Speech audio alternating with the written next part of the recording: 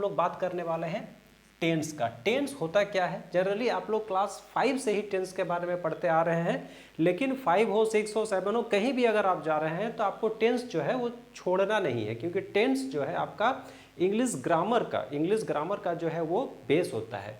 तो अगर हम बात करें टेंस का तो हम लोग जनरली बात करेंगे अगर टेंस का, तो हमें पता है कि जो टेंस होता है उसको हम लोग 3 भाग में बांट देते हैं, पास्ट टेंस, प्रेजेंट टेंस और फ्यूचर टेंस। ये 3 पार्ट्स में इसको क्लासिफाई क्यों किया जाता है, क्योंकि टेंस जो होता है, टेंस का मतलब क्या होता है, टेंस का मतलब होता है काल। काल का मतलब क्या होता है, समय। समय से लेकर अगर हम बात करें हम टेंस का, तो टेंस का मतलब क्या होता है, टेंस का मतलब होता है काल, काल का मतलब होता है समय। हम जो भी काम करते हैं सुबह से लेकर रात तक, व्हाट एवर वी डू, वो किसी न किसी समय पे होता है, और उसी काम को जिस समय पे किया गया है उस समय को अगर हम 3 तरह से बांट दें, तो या तो उस काम को हम किए हैं, या तो उस काम को हम कर रहे हैं, या तो उस काम को हम करेंगे। तो इस तरह से किसी भी काम को हम 3 भाग में बांट सकते हैं। यही कारण है कि टेंस को 3 भाग में बांटा गया है, present tense, past tense, future tense. जिस काम को हम अभी कर रहे हैं वो हो गया आपका प्रेजेंट टेंस, जिस काम को हम पहले ही किए हैं वो हो गया आपका पास्ट टेंस, और जिस काम को हम करने वाले हैं वो हो गया आपका फ्यूचर टेंस। तो इस कंडीशन में अगर हम देखें तो टेंस को फर्दर 3 भाग में बांटा गया है, और फिर उस 3 टेंस को फिर और उसके 4 और सब डिवीज़न भी किया गया है, जिसको हम लोग आगे हम लोग विस्तार से पढ़ने वाले हैं। अगर हम बात करें प्रेजेंट टेंस का, तो प्रेजेंट टेंस को 4 भाग में बांटा गया है। क्या क्या होता है, simple present tense, present continuous tense, present perfect tense और present perfect continuous tense. As past tense का अगर हम बात करें, simple past tense, past continuous tense, past perfect tense और पास्ट परफेक्ट कंटिन्यूअस टेंस। अगर हम बात करें फ्यूचर टेंस का, तो फ्यूचर टेंस पे क्या होता है, simple future tense, future continuous tense, future perfect tense और फ्यूचर परफेक्ट कंटिन्यूअस टेंस। तो सबका सेम होता है, थोड़ा सा रूल अलग हो जाता है। रूल बहुत ज़्यादा है नहीं, आपको रूल में ध्यान नहीं देना है, आपको ध्यान देना है समझ पे। हम आपको समझा रहे हैं कि सेंटेंस फॉर्मेशन होता क्या है। सबसे पहले अगर हम बात करें, सबसे पहले क्या होता है, सबसे पहले simple past tense, simple present tense और सिंपल फ्यूचर टेंस। सबसे पहले हम सिंपल को समझते हैं, सिंपल पास्ट को भी समझेंगे, सिंपल प्रेजेंट को समझेंगे, सिंपल फ्यूचर को समझेंगे। सिंपल का मतलब क्या होता है, सिंपल का मतलब होता है जहां पर कोई कॉम्प्लिकेशन है ही नहीं, सिंपल साधारण। जब कॉम्प्लिकेशन नहीं है इसका मतलब है कि उसमें जो रूल है उस रूल में कोई कॉम्प्लिकेशन नहीं होगा। जब कॉम्प्लिकेशन नहीं होगा तो हम अगर इसको समझे तो कॉम्प्लिकेशन का नहीं होगा मतलब क्या, इसमें आपको करना क्या है, सिंपल प्रेजेंट का अगर हम बात करें तो इसमें आपको करना क्या है, इसमें आपको देना है सब्जेक्ट और वर्ब, बस यही आपको करना है, सब्जेक्ट प्लस वर्ब। और उसके बाद एक और क्या रूल आता है, एस और ईएस का रूल आता है, और उसके बाद आपका कोई भी ऑब्जेक्ट लगा दीजिए बस। अब आपको हम सेंटेंस के द्वारा समझाते हैं। सब्जेक्ट, सब्जेक्ट क्या होता है, सब्जेक्ट सपोज हम ले लेते हैं ही इज सब्जेक्ट। सब्जेक्ट कौन होता है, the person who is doing the work, जो काम को कर रहा है इज सब्जेक्ट। सब्जेक्ट हमेशा या तो नाउन होता है या तो प्रोनाउन होता है, यू नो दैट। तो अगर हम बात करें ही के साथ हम कोई भी वर्ब लगा देते हैं, कोई भी वर्ब का मतलब हम लगा देंगे गो। तो यहां पर ही गो सेंटेंस अभी अधूरा है। गो के बाद आपको एस या ईएस लगेगा कि नहीं लगेगा। अगर आप थोड़ा भी ग्रामर का नॉलेज रखे हैं तो आपको पता होना चाहिए कि जब आपका ये जो ही है, ही क्या है, ही आपका होता है सिंगुलर। अगर आपका सिंगुलर है तो यहां पर आपका एस लग जाएगा, ठीक है। एस अगर लग जाएगा तो सिर्फ हम एस नहीं लगा सकते, ई एस लगाएंगे तब जाके आपका गोज होगा, ही गोज। अब ऑब्जेक्ट में हम कुछ भी लगा सकते हैं कि वो जाता है, कहाँ जाता है। अगर आपको ये भी बताना है कि कहाँ जाता है तो आप वहां पर ऐड कर दीजिए he goes to school, simple. इसीलिए इसको कहा जाता है सिंपल प्रेजेंट टेंस। तो अभी आपको क्या नियम समझ में आया, पहला तो ये नियम होता है कि सब्जेक्ट होता है, उसके बाद आप कोई भी वर्ब लगा दीजिए, उस वर्ब में एस और ईएस जोड़ना है और साथ में कोई भी ऑब्जेक्ट लगा दीजिए। यहां पर अगर मान लीजिए सिंगुलर की जगह सपोज अगर प्लूरल आ जाता है तो क्या कीजिएगा, अगर मान लीजिए प्लूरल आ जाता है, फॉर एग्जाम्पल अगर आपका सब्जेक्ट हो जाता है दे, तो दे के साथ क्या होगा, दे के साथ हो जाएगा ओनली गो। यहां पर एस और ईएस नहीं लगेगा, क्यों नहीं लगेगा, क्योंकि एस और ईएस सिर्फ सिंगुलर के साथ लगता है। आ रहा समझ में, तो दे गो टू स्कूल, ठीक है। आपको आई होप समझ में आ रहा है। अगर हम यहां पर लगा देंगे आई, अब यहां पर आई क्या है, आई और यू, ये जो दो सब्जेक्ट है ये दोनों एक्सेप्शनल में आता है। एक्सेप्शनल का मतलब होता है यहाँ पर आई रहे चाहे यू रहे, यहाँ पर भी गो ही रहेगा। आई गो टू स्कूल या यू गो टू स्कूल, क्योंकि आई और यू के साथ एस और ईएस नहीं लगता है। और आगे आप इस तरह से देखते जाइएगा कि आई और यू के साथ एक अलग ही नियम लगता है। ये दोनों ही जो सब्जेक्ट है एक्सेप्शनल है, इसमें टेंस का रूल नहीं लगता है। आइए हम समझते हैं। ये आपका हो गया simple sentence, simple present tense, ठीक है। अब इसका अगर आपको मान लीजिए इंट्रोगेटिव बनाना है, क्योंकि जो भी आप सेंटेंस बनाइएगा उस सेंटेंस में आपको दो चीज लेके चलना है, इंट्रोगेटिव भी लेके चलना है और नेगेटिव भी लेके चलना है, ठीक है। अब यहाँ पर देखिए, आपको एक चीज और समझ में आना चाहिए, इंट्रोगेटिव कैसे बनेगा। इंट्रोगेटिव जो है, इंट्रोगेटिव के लिए आपको देखना है, यहाँ पर जैसे है he goes to school. Interrogative बनाने का रूल क्या है? इंट्रोगेटिव बनाने का रूल है आपका जो हेल्पिंग वर्ब होता है। आपको वर्ब के बारे में पता है, वर्ब जो होता है वो दो तरह से होता है, एक होता है मेन वर्ब, एक होता है हेल्पिंग वर्ब। आपको यहाँ पर कहीं पर हेल्पिंग वर्ब दिख रहा है। हेल्पिंग वर्ब क्या होता है? सब्जेक्ट और वर्ब के बीच में यहाँ पर होता है हेल्पिंग वर्ब, बट यहाँ पर हेल्पिंग वर्ब नहीं है, क्योंकि यहाँ पर डायरेक्ट गोज है। गोज क्या है? मेन वर्ब है। तो आपको ये रूल भी समझना है कि अगर suppose you don't have any helping verb then you have to use do और डज। सिंपल प्रेजेंट टेंस का बात हो रहा है। अगर सिंपल प्रेजेंट टेंस का कोई सेंटेंस है और आपको बनाना है इंट्रोगेटिव, तो आपको लगाना क्या है? आपको लगाना है डू या डज। डू या डज। अब डू कहाँ और डज कहाँ? सेम। अगर आपका मान लीजिए ये ही गोज टू स्कूल अगर बात करें, तो यहाँ पर क्या हो जाएगा? यहाँ पर हो जाएगा does he go to school, और आप लगा दीजिए इंट्रोगेटिव मार्क। क्यों? क्योंकि यहाँ पर क्या था? गोज था। तो ये जो गोज है इसी का ईएस डू में चला गया, और ये जो डू है ये डज बन गया। समझ में आ रहा है? तो does he go to school ये आपका इंट्रोगेटिव सेंटेंस बन गया। और अगर आपका यहाँ पर जैसे है गो है, इसका मतलब यहाँ पर एस नहीं है। अगर आपका यहाँ पर एस नहीं है तो क्या बनेगा? तो बनेगा डू। डू के बाद क्या है?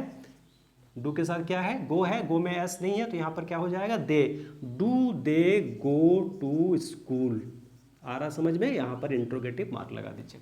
सिंपल है। तो मैंने आपको क्या बताया? आपको बताया कि सिंपल प्रेजेंट टेंस का सेंटेंस कैसे बनता है और उसका इंट्रोगेटिव कैसे बनता है। सिंपल।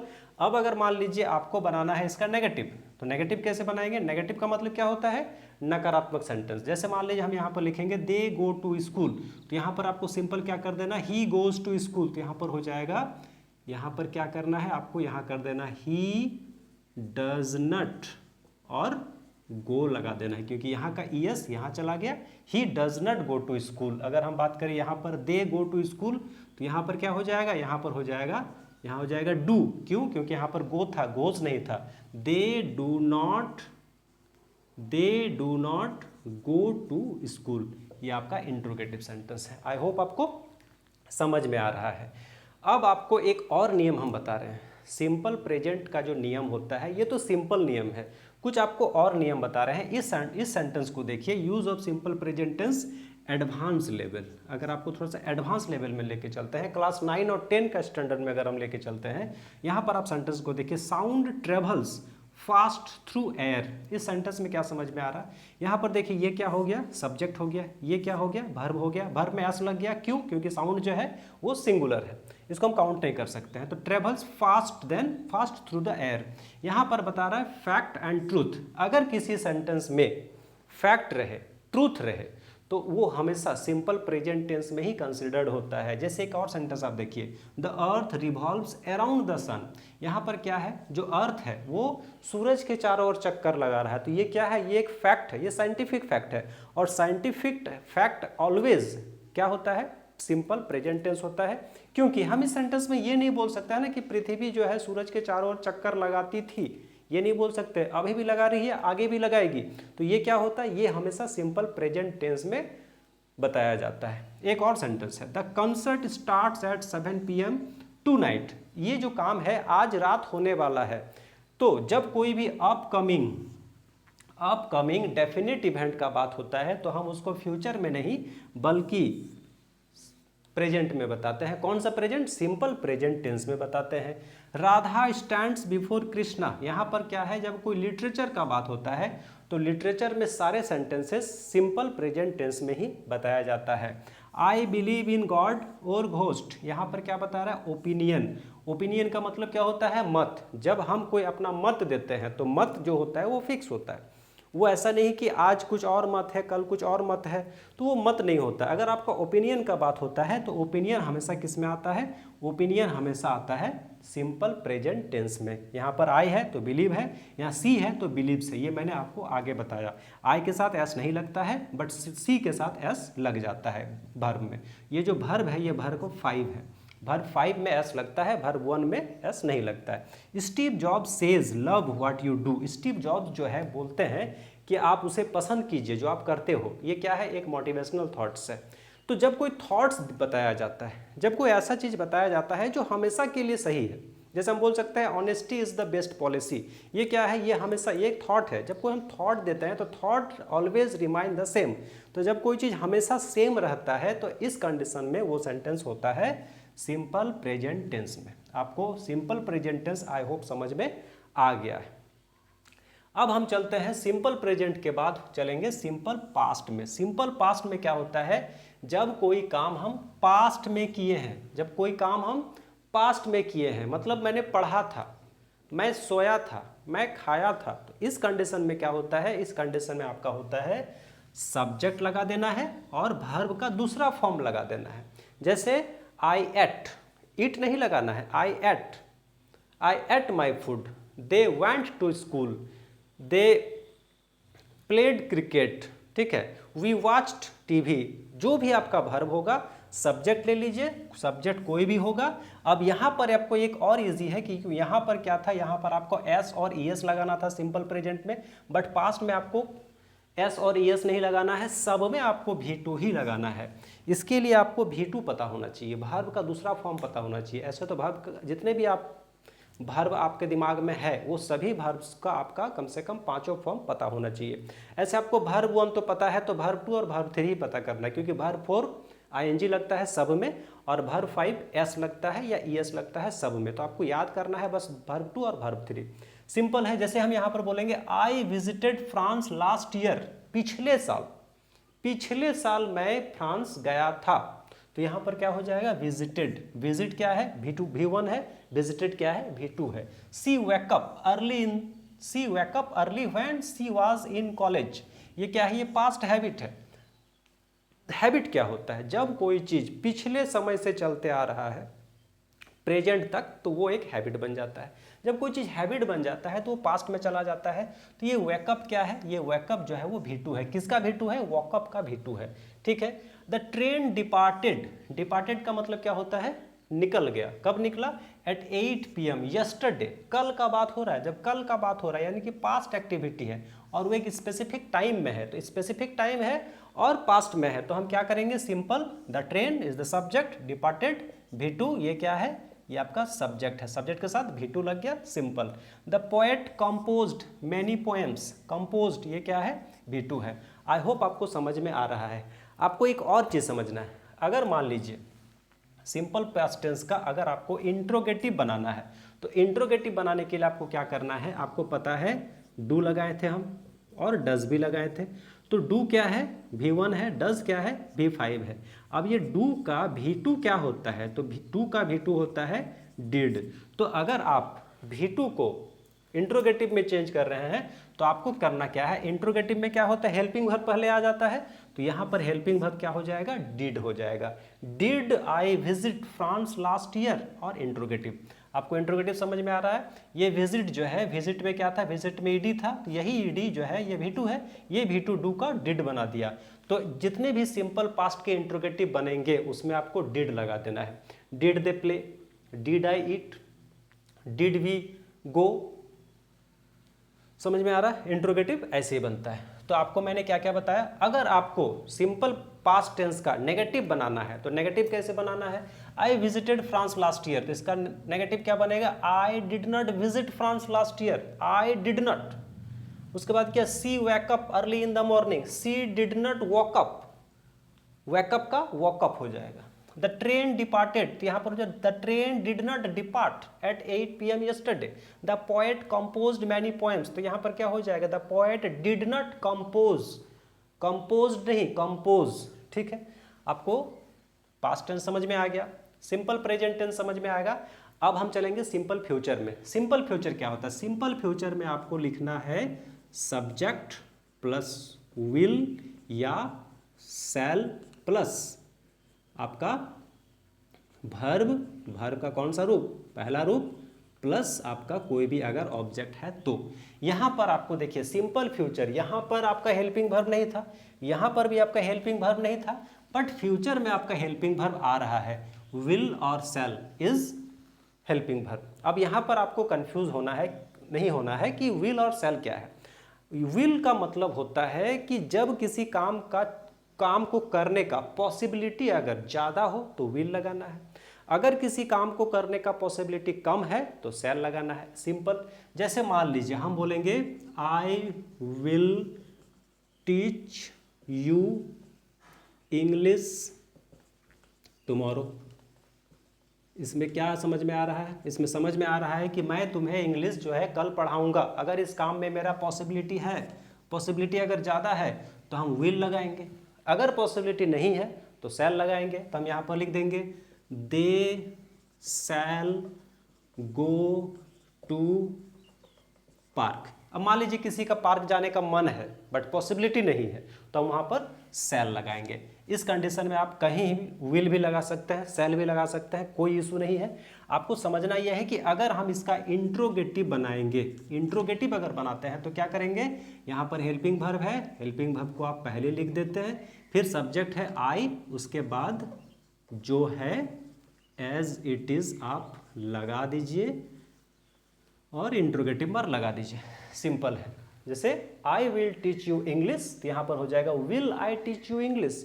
मतलब जो भी सेंटेंस है उसका जो हेल्पिंग वर्ब है, हेल्पिंग वर्ब को आप पहले लिख दीजिए और बाकी एज इट इज आपका सेंटेंस बन जाएगा। अगर हम इसका नेगेटिव का बात करें तो जैसे मान लीजिए यहाँ पर है दे शैल गो टू पार्क, तो यहाँ पर हो जाएगा शैल दे गो टू पार्क और यहाँ पर लग जाएगा इंट्रोगेटिव मार्क। अगर हम इसका नेगेटिव बात करें, जैसे हम बोलेंगे यहाँ पर आई विल टीच यू, तो यहाँ पर क्या हो जाएगा I will not teach you English, हो गया। अगर हम बोलेंगे दे शैल गो टू पार्क, तो यहाँ पर क्या हो जाएगा they shall not go to park. इसमें आपको यही है कि यहाँ पर कहीं भी वर्ब का कोई रूप, वर्ब का हमेशा फर्स्ट फॉर्म ही यूज होता है सिर्फ विल और शैल। आई होप आपको सिंपल पास्ट टेंस समझ में आ गया, उसका इंट्रोगेटिव समझ में आ गया, नेगेटिव समझ में आ गया, सिंपल प्रेजेंट टेंस समझ में आ गया, सिंपल प्रेजेंट का नेगेटिव भी समझ में आ गया, इंट्रोगेटिव समझ में आ गया, सिंपल फ्यूचर समझ में आ गया और सिंपल फ्यूचर का नेगेटिव प्लस इंट्रोगेटिव भी समझ में आ गया। ओके, अब हम लोग चलेंगे दूसरे नंबर में। दूसरा नंबर क्या है, past continuous tense, present continuous tense और फ्यूचर कंटिन्यूअस टेंस, तीनों चीज हम लोग समझेंगे। आइए सबसे पहले हम समझते हैं पास्ट कंटिन्यूअस। कंटिन्यूअस का मतलब क्या होता है, कंटिन्यूअस अगर आपको समझ में आ जाएगा तो आप इजीली तीनों का कंटिन्यूअस बना दीजिएगा। पहला रूल होता है कंटिन्यूअस का मतलब होता है कि जब एक्शन इन प्रोग्रेस हो, मतलब जो काम है अगर वो चल ही रहा है, चाहे वो पास्ट में चल रहा है, चाहे वो प्रेजेंट में चल रहा है, चाहे वो फ्यूचर में चल रहा है, अगर काम चल रहा है, ऑन गोइंग है अगर आपका वर्ब, तो उस कंडीशन में उसको हम बोलते हैं कंटिन्यूअस। पास्ट में क्या होता है, पास्ट का नियम है कि जब कोई सेंटेंस पहले पास्ट में हो रहा था तो वहां पर हम लगाते हैं वाज और वेर, अगर प्रेजेंट में चल रहा है तो लगाते हैं एम इज आर, और अगर फ्यूचर में है तो लगाते हैं विल के साथ बी, और हर कंटिन्यूअस में वर्ब में ing फॉर्म लगता है, सिंपल। अब आपको कंफ्यूज अगर है कि वाज वेर कहाँ लगेगा, वाज लगता है सिंगुलर के साथ, वेर लगता है प्लूरल के साथ। एम इज आर का अगर हम बात करें तो एम लगता है आई के साथ, ये सब्जेक्ट वर्ब एग्रीमेंट के साथ किया हुआ है, हमेशा एम जो है आई के साथ ही लगता है। अगर हम बात करें आर का तो आर लगता है यू के साथ और सभी प्लूरल के साथ, इज लगता है सभी सिंगुलर के साथ, ठीक है। और फ्यूचर में क्या होता है, फ्यूचर में विल और उसके साथ लगता है बी। तो विल और बी, विल जहाँ पर विल लगेगा वहाँ पर भी बी लगेगा, जहाँ पर शैल लगेगा वहाँ पर भी बी लगेगा। विल और शैल के बारे में आपको हम बता दिए। आइए हम कुछ एग्जाम्पल के द्वारा समझते हैं। जैसे देखिए, अगर हम बात करें यहाँ पर पास्ट कंटिन्यूअस में, when I called her she was reading, इस सेंटेंस को देखिए, सी वॉज रीडिंग मतलब वो पढ़ रही थी। ये क्या है? एक्शन इन प्रोग्रेस, और वो क्या? पास्ट का बात होता रहा है। जब पास्ट का बात होगा तो वाज लगेगा।